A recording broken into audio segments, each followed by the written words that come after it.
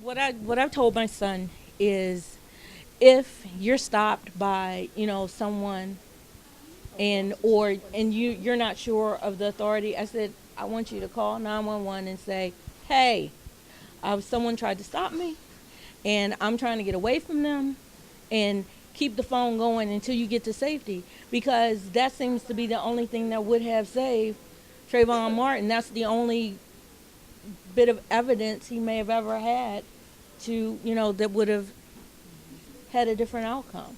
You can't say that would have had a different outcome just for the simple fact that Zimmerman called the police. They told him, stop, leave him alone. We're coming. Don't get out your car. But before they got there, it was too late. So they both could have been calling, and it wouldn't have made a bit of difference.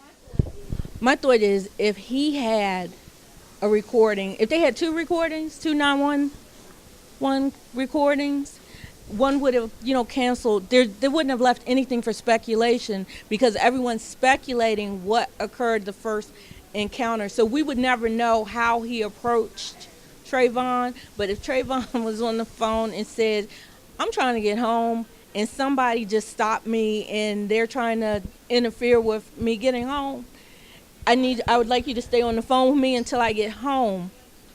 I think it would have removed the speculation on what occurred. I want to know, is this Emmett Till all over again? It's different. I mean, you may be able to liken it in some ways, but I think that because Trayvon was just minding his business. He didn't approach a white person. He didn't belittle a white person. Supposedly, he didn't do anything that should have threatened this white man.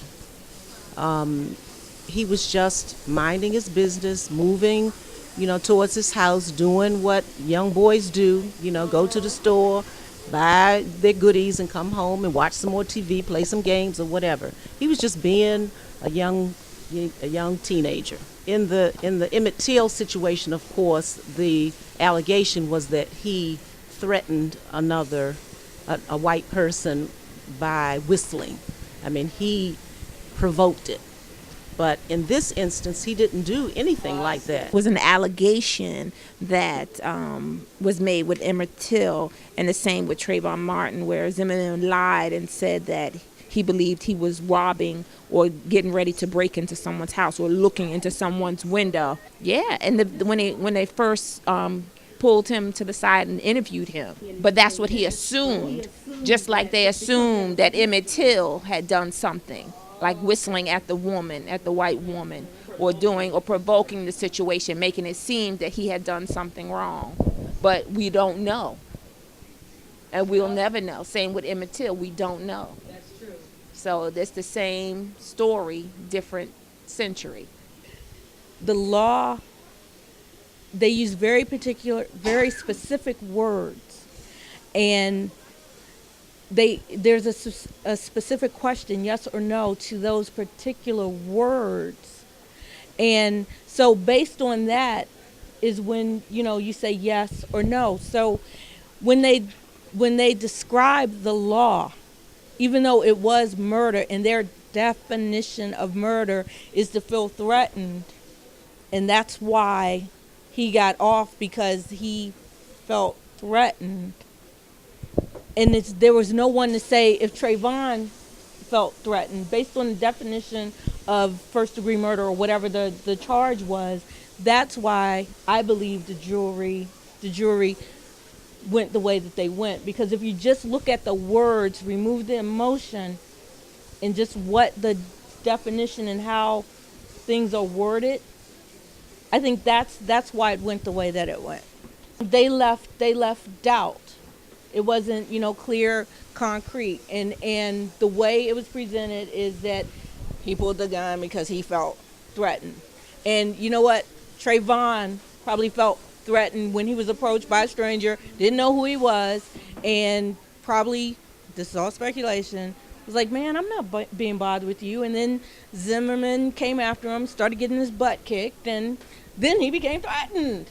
So, I mean, that's what I'm saying. You have to look at the words. The letter of the law is what they did.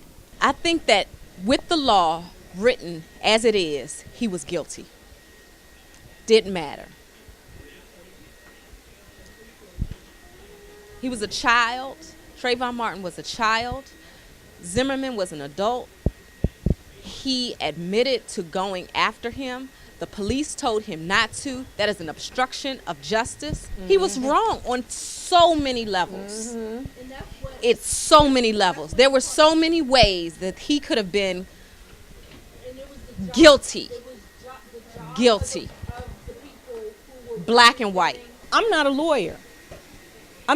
They get paid $200 and $300, $400 an hour to know the law. I think their representative did them an injustice